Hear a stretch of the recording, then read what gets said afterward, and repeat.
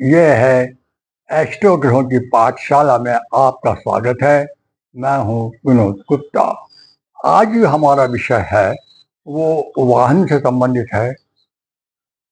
तो वाहन आज के तारीख में वाहन जो है वो प्रत्येक व्यक्ति के लिए बहुत ही आवश्यक वस्तु बन गई है और प्रत्येक व्यक्ति ये चाहता है कि उसके पास कोई न कोई वाहन हो। वाहन की जो सुविधा है उसे उपलब्ध होना चाहिए ताकि उसका जीवन जो है वो ठीक से चल सके।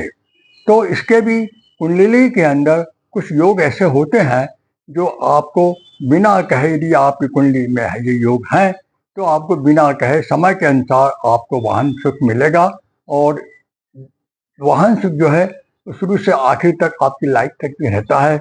ऐसे भी योग हैं कि जो आदमी पैदा होता है तब से उसके पास जो वाहन आ जाता है वो उसके अंतिम समय तक भी उसके पास वाहन रहता है। ऐसे योग भी कुंडली के अंदर पाए जाते हैं। तो आज हम देखेंगे कि कुंडली में जो है वो वाहन का जो सुख का जो विचार है वो हम 4th हाउस से कर सकते हैं, चतुर्थ हाउस से।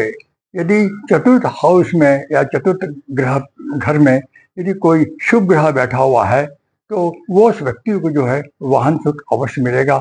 शुभ ग्रह जिसको हम बोलते हैं गुरु है, चंद्रमा है, बुध है, शुक्र है, ये ग्रह यदि वहां बैठे हुए हैं तो व्यक्ति ये मान ले कि उसको वाहन सुख तो उसकी लाइफ में है और उसको प्राप्त होने वाला है। या कोई शुभ अच्छा ग्रह बैठा हुआ है जो कि बहुत ही पावरफुल होकर बैठा हुआ है, उसका जो मतलब डिग्री है डिग्री काफी अच्छी है, तो भी अंश वाइज यदि उसकी डिग्री अच्छी है पाई जाती है कुंडली के हिसाब से तो भी उसको अपना वाहन सुख अपने जीवन में अवश्य प्राप्त होगा। चंद्रमा यदि वहां पे बैठे हुए हैं, अकेले चंद्रमा बैठे हुए हैं चतुर्थ हाउस में, तो भी उसको वाहन सुख बिल्कुल मिलने वाला है, इसमें कोई दो मत नहीं है। चतुर्थेश यदि कोई भी दूसरा ग्रह बैठा हुआ है और चतुर्थ के साथ में यदि चंद्रमा बैठे हैं तो ये इसको बहुत काफी बल मिलता है इस ग्रह को और वो भी वाहन सुख का हकदार हो जाता है। इस प्रकार उसे भी वाहन सुख की जो प्राप्ति है इस योग के द्वारा उसके जीवन में मिलेगा। एक और जो युग है वो है यदि शुक्र, चंद्रमा और लग्नेश, यदि ये तीनों ग्रह जो है चतुर्थ भाव में बैठे हुए हैं तो उसको वाहन का बहुत बड़ा सुख मिलेगा। यानी एक दो नहीं, उसके वो तो वाहनों का मालिक होगा, उसके पास वाहनों का भंडार होगा। यह सुख उसे जीवन भर प्राप्त होता रहेगा।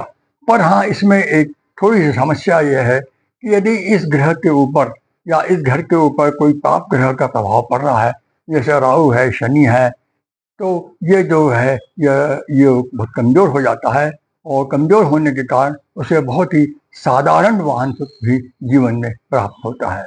इस प्रकार मैंने आपको कुछ योगों के बारे में बताया है जो कि वाहन से संबंधित और चतुर्थ भाव से संबंधित रखते हैं। आज यहीं तक। कल मैं किसी नए विषय के साथ आपसे चर्चा करूंगा। आपसे अनुरोध है आप इस चैनल को देखें, शेयर करें, लाइक करें और सब्सक्राइब करें तथा कुछ नया सीखें। जय श्री कृष्ण।